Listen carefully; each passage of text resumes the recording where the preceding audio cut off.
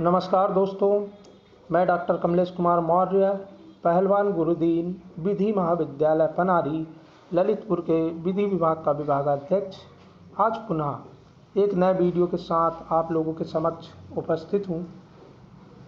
आज के इस वीडियो में हम जानेंगे आपराधिक मामलों में अपील का संपूर्ण लेखा जोखा। समझिए कहाँ और किन परिस्थितियों में हो सकती है अपील। इससे पहले कि मैं अपना व्याख्यान प्रारंभ करूं, कृपया आप हमारे इस चैनल को लाइक कीजिए, अपने दोस्तों में अधिक से अधिक शेयर कीजिए एवं इस चैनल को अनिवार्य रूप से सब्सक्राइब कीजिए। धन्यवाद। आइए जानें आपराधिक मामलों में अपील का संपूर्ण लेखा जोखा। समझिए कहाँ और किन परिस्थितियों में हो सकती है अपील। आपराधिक न्याय प्रक्रिया का किसी भी व्यक्ति के जीवन पर कुछ गंभीर परिणाम होता है, मुख्य रूप से व्यक्ति के जीवन के अधिकार पर और उसकी व्यक्तिगत स्वतंत्रता पर। एक स्वतंत्र ट्रायल प्रक्रिया एवं उचित निर्णय पर पहुंचने के रास्ते मौजूद होते हुए भी गलती की संभावनाएं शेष रह जाती है। यह अदालतों द्वारा दिए गए निर्णयों पर भी लागू होता है। इसके परिणाम स्वरूप न्याय प्राप्त करने एवं निचली अदालतों के फैसलों की जांच करने हेतु हमारी दंड प्रक्रिया संहिता में कुछ विशिष्ट प्रावधान मौजूद हैं।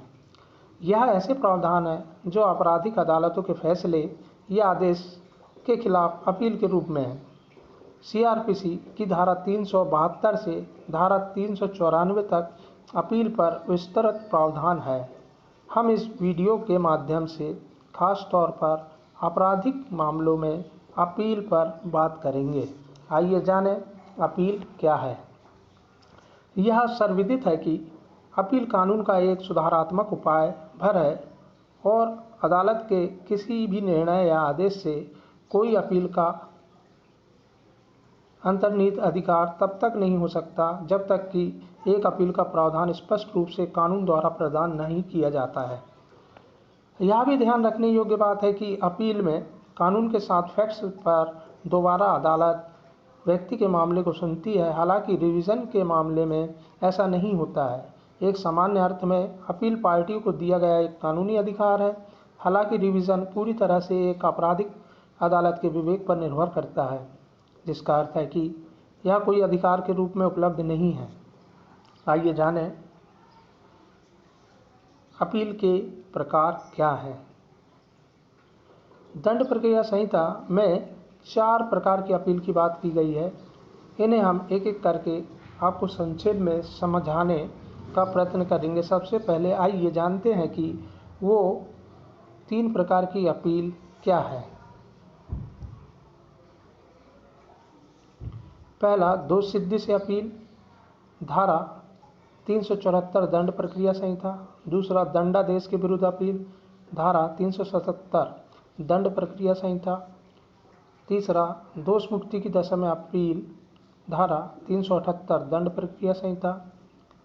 चौथा, कुछ मामलों में अपील का विशेष अधिकार, धारा 380 दंड प्रक्रिया संहिता। तो आइए जानें इन्हें विस्तार से।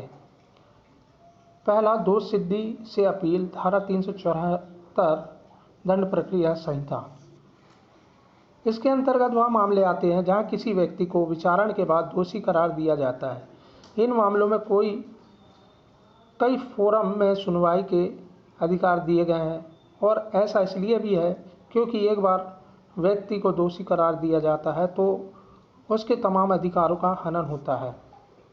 और चूंकि न्याय का यह मुख्य सिद्धांत है कि किसी भी बेकसूर को बेवजह सजा नहीं दी जानी चाहिए, इसके लिए वे ऐसे व्यक्तियों को उचित रूप से संहिता में अधिकार दिए गए हैं। दोषी पाए गए व्यक्ति को निम्नलिखित फोरम में अपील में जाने का मौका मिलता है। पहला, सुप्रीम कोर्ट में अपील। जब किसी मामले पर हाई कोर्ट ने असाधारण आरंभिक दंडिक अधिकारिता के अंतर्गत ट्रायल किया हो और उसे दोषी करार दिया हो तो ऐसा व्यक्ति सुप्रीम कोर्ट में अपील कर सकता है, धारा 374(1) दंड प्रक्रिया संहिता के अंतर्गत। सेकंड, जब हाई कोर्ट ने अपील में किसी दोष मुक्त व्यक्ति को दोषी पाया हो और उसे या तो मौत की सज़ा या आजीवन कारावास की सज़ा या 10 वर्ष से ज़्यादा के कारावास की सज़ा सुनाई हो ऐसा व्यक्ति सुप्रीम कोर्ट में सीधे तौर पर अपील कर सकता है। देखें धारा 379 दंड प्रक्रिया संहिता। तीसरा, भारत के क्षेत्र में एक उच्च न्यायालय के किसी भी निर्णय, चाहे वह आपराधिक हो या सिविल, डिक्री या अंतिम आदेश में सुप्रीम कोर्ट में अपील की जा सकती है यदि उच्च न्यायालय अनुच्छेद 134A के तहत यह प्रमाणित करता है कि उस मामले में संविधान की व्याख्या के रूप में कानून का प्रश्न मौजूद है। देखें अनुच्छेद 132 भारत का संविधान। नेक्स्ट, जब हाई कोर्ट ने अपील में किसी दोषमुक्त व्यक्ति को दोषी पाया हो और उसे या तो मौत की सज़ा या आजीवन कारावास की सज़ा या 10 वर्ष से ज़्यादा के कारावास की सज़ा सुनाई हो, या अपने अधीनस्थ चल रहे किसी मामले को अपने सामने लाकर उसका ट्रायल किया हो और ऐसे व्यक्ति को मौत की सज़ा सुनाई गई हो, या अनुच्छेद 134A के अंतर्गत यह सर्टिफाइड किया हो कि वह मामला सुप्रीम कोर्ट में अपील किए जाने योग्य है। देखें अनुच्छेद 134 भारत का संविधान। ऐसे मामले में भी अपील की जा सकेगी। नेक्स्ट, अनुच्छेद 136 के तहत भारत का संविधान भारत के सर्वोच्च न्यायालय को अपने विवेक से किसी भी कारण या मामले में देश की किसी भी अदालत या न्यायाधिकरण द्वारा दिए गए निर्णय, डिक्री, इंटरमिनेशन, सेंटेंस या आदेश के खिलाफ अपील करने के लिए स्पेशल लीव दे सकता है। देखें अनुच्छेद 136(1) भारत का संविधान। नेक्स्ट हमारा पॉइंट है जो हाई कोर्ट में अपील।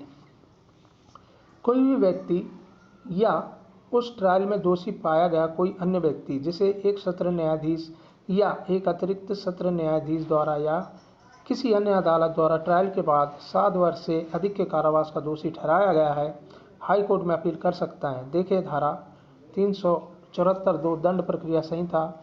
यहाँ ध्यान देने की जरूरत है कि जब अपील की जाएगी तो निर्णय पर अपील के लंबित रहते रोक लग जाती है। नेक्स्ट हम देखेंगे सत्र न्यायालय में अपील। धारा 374(2) के अलावा कोई भी व्यक्ति जिसे एक मेट्रोपॉलिटन मजिस्ट्रेट या सहायक सत्र न्यायाधीश या प्रथम श्रेणी के मजिस्ट्रेट या दूसरे वर्ग के मजिस्ट्रेट द्वारा किए गए ट्रायल में दोषी ठहराया गया है, या धारा 325 या के तहत सज़ा सुनाई गई है, या जिसके संबंध में कोई आदेश दिया या किसी मजिस्ट्रेट द्वारा धारा 360 के तहत एक सज़ा सुनाई गई है, सत्र न्यायालय में अपील कर सकते हैं। देखें धारा 374(3) दंड प्रक्रिया संहिता। ध्यान रहे यह सभी अपील संहिता की धारा 372, 375 एवं 376 के अधीन है। हम इन धाराओं को इस वीडियो में आगे समझने का प्रयास करेंगे। सेकेंड, दंडादेश के विरुद्ध अपील। इसके अंतर्गत राज्य किसी भी ऐसे मामलों में जहां उसे लगता हो कि दोषी को कम सज़ा मिली है अथवा ज़रूरत से कम सज़ा मिली या उसकी सज़ा उपयुक्त नहीं है, ऐसे दोषी की सज़ा को बढ़ाने के लिए अपील कर सकता है। लोक अभियोजन को निर्देश देकर यह अपील की जाएगी। इसके लिए जरूरी नियम धारा 377 CRPC में बताए गए हैं।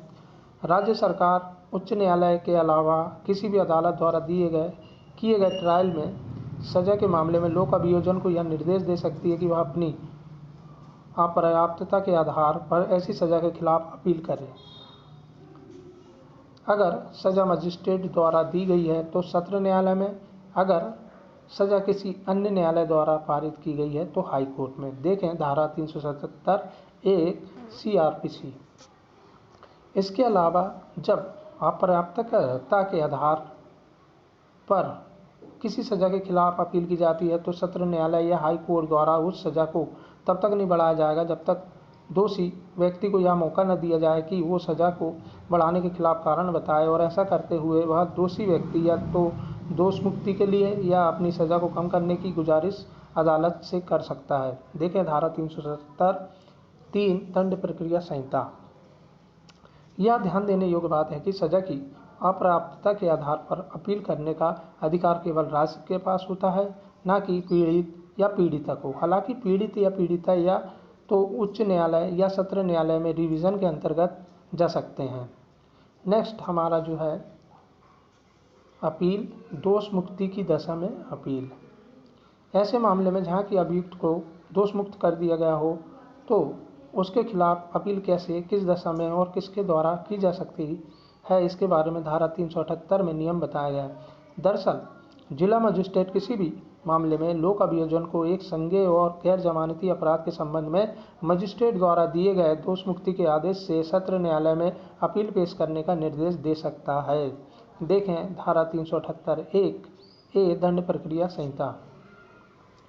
इसके अलावा राज्य सरकार लोक अभियोजन को हाई कोर्ट में मूल या अपीली आदेश के अलावा किसी भी मामले को उच्च न्यायालय में अपील प्रस्तुत करने का निर्देश दे सकती है। हालांकि यह आदेश मजिस्ट्रेट द्वारा न दिया गया हो और न ही सत्र न्यायालय द्वारा रिवीजन में पारित किया गया आदेश हो। देखें धारा 378(1)(b) दंड प्रक्रिया संहिता। हालांकि ध्यान देने वाली बात यह है कि ऐसी कोई भी अपील हाईकोर्ट की लीव के बिना नहीं सुनी जाएगी। धारा 378(3) दंड प्रक्रिया संहिता के अंतर्गत ऐसे संबंधित कुछ मामले। महाराष्ट्र राज्य बनाम विठलराव प्रीतिराव चवन 1981 फॉर SC 129 के मामले में अदालत का मन था कि यह लीव बिना किसी संतोषजनक कारण के ठुकराई नहीं जा सकती है। यदि दोष मुक्ति का ऐसा कोई आदेश ऐसे मामले में पारित किया जाता है जिसे अदालत के समक्ष कंप्लेंट के जरिए लाया गया था और इस विषय में हाई कोर्ट के समक्ष कंप्लेंट द्वारा लाई गई एप्लीकेशन को हाई कोर्ट द्वारा स्पेशल लीव दी जाती है तो शिकायतकर्ता ऐसी अपील हाई कोर्ट में पेश कर सकता है। हालांकि ऐसी एप्लीकेशन अगर कंप्लेंट पब्लिक सर्वेंट है तो दोष मुक्ति के 6 महीने के भीतर और अन्य मामलों में 60 दिनों के भीतर अदालत के समक्ष लाई जानी चाहिए। देखें धारा 378(5) दंड प्रक्रिया संहिता। ऐसी किसी भी एप्लीकेशन के ठुकराए जाने के बाद अपील नहीं हो सकेगी। यह ध्यान रखने वाली बात है कि अपील दाखिल करने का तरीका एवं निर्णय राज्य के पास होता है। इसके लिए उच्च न्यायालय कोई आदेश पारित नहीं कर सकता कि किसी अभियुक्त की दोष मुक्ति के खिलाफ राज्य अपील करे। धारा 378 का उपयोग केवल दोष मुक्ति की दशा में ही किया जा सकता है, डिस्चार्ज की परिस्थिति में नहीं। किंग एम्परर बनाम गणपति 1945 CRILJ 766 के मामले में अदालत ने कहा था कि दोष मुक्ति के खिलाफ अपील उन मामलों में किया जाना चाहिए जहां न्याय को अपूर्णीय क्षति हुई हो। नेक्स्ट हमारा चौथा जो अधिकार है अपील का, उसे जाने। कुछ मामलों में अपील का विशेष अधिकार। जब एक से अधिक व्यक्तियों को एक ट्रायल में दोषी ठहराया जाता है और ऐसे किसी भी व्यक्ति के संबंध में एक अपील योग्य निर्णय या आदेश पारित किया जाता है, यानी यह तय किया गया है कि वह व्यक्ति अपील कर सकता है, तो ऐसे ट्रायल में दोषी ठहराए गए सभी या किसी भी व्यक्ति का अपील का अधिकार होगा। आइए जाने क्या है अपील के नियमों पर कुछ प्रतिबंध। जैसे कि हमने बताया है कि धारा 372, 375 एवं 376 कुछ प्रतिबंध के रूप में हमारी संहिता में मौजूद हैं। इनके बारे में हम संक्षेप में जानते हैं। आइए देखें धारा 372 दंड प्रक्रिया संहिता। इस संहिता के अनुसार या किसी अन्य कानून में बताया गया आपराधिक न्यायालय के किसी भी निर्णय या आदेश से ही अपील हो सकेगी, अन्यथा नहीं। इसके अलावा मामले की पीड़ित को यह अधिकार होगा कि वह न्यायालय द्वारा पारित किसी भी आदेश के खिलाफ ऐसे न्यायालय में अपील कर सकता है जहां सामान्यतः उस न्यायालय से अपील होती है। वो 3 प्रकार इस प्रकार है: अभियुक्त की दोष मुक्ति, अभियुक्त को कम या छोटे अपराध के लिए दोषी ठहराया जाना, थर्ड जहां अपर्याप्त मुआवजा लगाया गया हो। धारा 375 दंड प्रक्रिया संहिता। आइए जाने। जहां एक आरोपी व्यक्ति ने अपने ऊपर लगे दोष को स्वीकार किया है और उसे ऐसी याचिका पर दोषी ठहराया गया है, उस निर्णय या आदेश के खिलाफ कोई अपील नहीं होगी। अगर सजा उच्च न्यायालय द्वारा दी जाती है या यदि सजा सत्र, मेट्रोपॉलिटन मजिस्ट्रेट या प्रथम या द्वितीय श्रेणी के मजिस्ट्रेट द्वारा दी जाती है, हालांकि सजा की वैधता को लेकर अपील हो सकती है।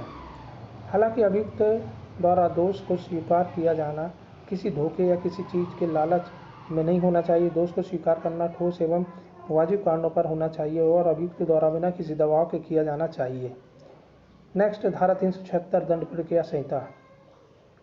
कुछ मामले में एक दोषी व्यक्ति द्वारा कोई अपील नहीं होती। ऐसे छोटे मामले निम्न प्रकार से समझे जा सकते हैं, जहां एक उच्च न्यायालय द्वारा 6 महीने तक के कारावास या 1000 रुपये तक के जुर्माने की या ऐसे कारावास और जुर्माने दोनों की सजा दी गई है, जहां सत्र न्यायालय या मेट्रोपॉलिटन मजिस्ट्रेट द्वारा केवल 3 महीने तक के कारावास या 200 रुपये तक के जुर्माना या दोनों कारावास से एवं जुर्माने की सजा दी जाती है।